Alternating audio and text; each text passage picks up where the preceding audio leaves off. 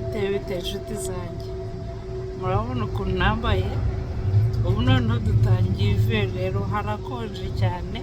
Mbere nari nambaye ikote n'iyi ngofero n'uyu mupira, murabona ko nambaye na ga uyu munsi. Reka mpindure kamera mbereke uko hanze hasa, muriruka kabisa. Bantu mushaka kuza hano muri Canada mwitegure kwambara nk'ikigori, dore ko nambaye. Uyu ni umupira ufite ingofero, iri ni jaketi, iyi ni ingofero, iyi ni ga. Ubu nzashyiraho furari mu minsi iri imbere. Reka mpindure kamera mbereke. Ndi muri tereni, murihangana n'umwumva urusaku rundusha ijwi, ubwo pole, kandi mubona irimo irabuja, ubwo nyine ni uko. Sawa, reka mbereke. Dore iyi ni snow, ndabereka imaze guhagarara rasasa. Dore hariya hose uko haba hasa, kugira ngo ni ifu y'ubugari. Ushobora kwibaza uteze kubera iki, dore ko hanze haba hasa no hasi, wagira ngo ni ifu y'ubugari wahanwe. Reba hariya haruguru izuba rirava ariko harakonje, ubu ni mu edisi. Ubwo rero nshuti zanjye, mwitegure kuba mu bukonje, ariko hari igihe haba hashyushye. Muba mubona amavidewo yose nakoze mba nambaye difera, biba biterwa na weda dufite uwo munsi. Uyu munsi harakonje cyane, ubu hari aho ngiye, turakomeza mu kanya. Bamaze kuhakubura, bari bushyireho umunyu rero kugira ngo hatanyerera, ariko aho tunyura hose haba hanyerera kubera abantu baba bahanyuze zikinomba nyine. Dore icyo ni ikimashini gikubura, dore aho baba babirunze. Mwabonye ko tubayeho, naberetse amavidewo y'uko hano haba hakonje. Murabona n'ukuntu ubu nambaye, uyu ni irindi shweta, nari nambayemo ingofero hano, nambaye n'amaga.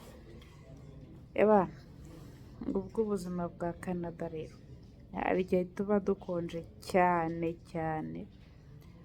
Sawa rero, ubu ngiye gusubiza abantu babiri banyohereje komenti. Umwe yarambajije ngo ni iyihe kosi ashobora kwiga muri wikendi. Iyo uje uri umunyeshuri uza uri full time, apana part time ya wikendi gusa. None se wakwaka viza y'ubunyeshuri uvuga ko iyindi minsi uzaba ukora iki? Biragoye usabye viza uvuga ko uri umunyeshuri uzajya wiga muri wikendi, iyindi minsi uzajya ukora iki? Kandi hari amadolari nabwo bisaba kugira ngo bakwemere ko uri umunyeshuri. Amadolari yo kubaho, ayo kuriha za ruwaye, ayo kuriha amafagitire, taransiporo, minerivare, rejisitirasiyo niba warayirangije kuko uba ufite iretire yo ku ishuri. Ubwo rero byose ni ukubikarikira ukamenya byose muri make. Ikindi, ibyiza wasaba full time, viza ya full time, noneho wagera hano ugakora muri wikendi. Nibyo byaba bikoroheye, uba ufite avantaje yo kubona viza kuruta umuntu uje ari part time, kuko barakubaza tese niba ugiye kwiga part time, iyindi minsi uzaba ukora iki? Biragoye. Ariko iyo werekanye kuri full time,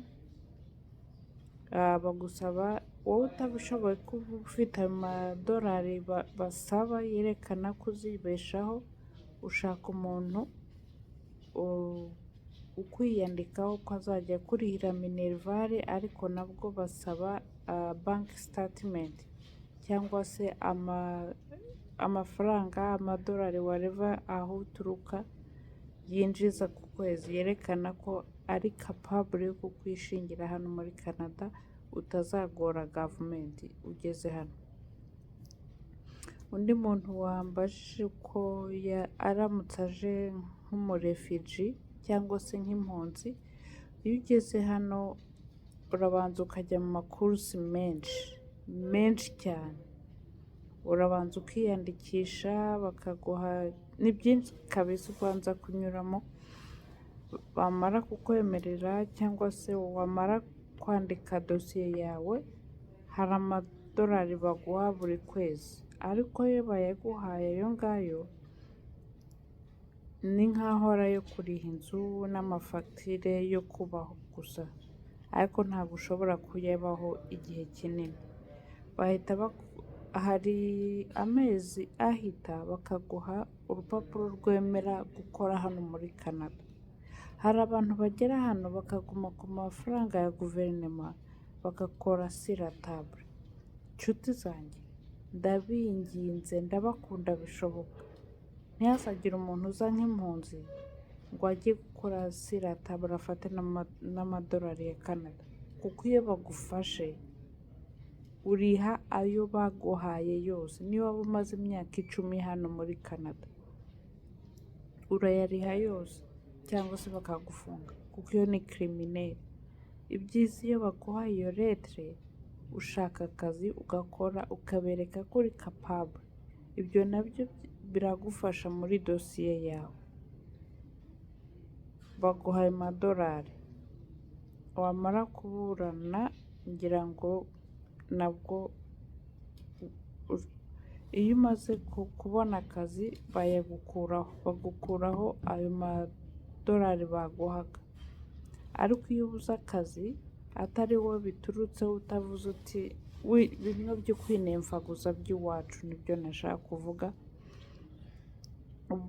Genda urarwaye, ufite urupapuro rwo kwa muganga rwerekana ko udashobora gukora, yenda ufite ikibazo cy'umugongo cyangwa se I don't know, aho bashobora kugumishaho, ariko ukomeza kwerekana rwa rupapuro kwa muganga rwerekana ko udashobora gukora. Ndibaza ari ibyo nagombaga kubabwira. Ikindi nashaka kubabwira ni abantu baza bari mari cyangwa se bakaza kwimariya hano, bagatangira kumva amabwire yo hanze.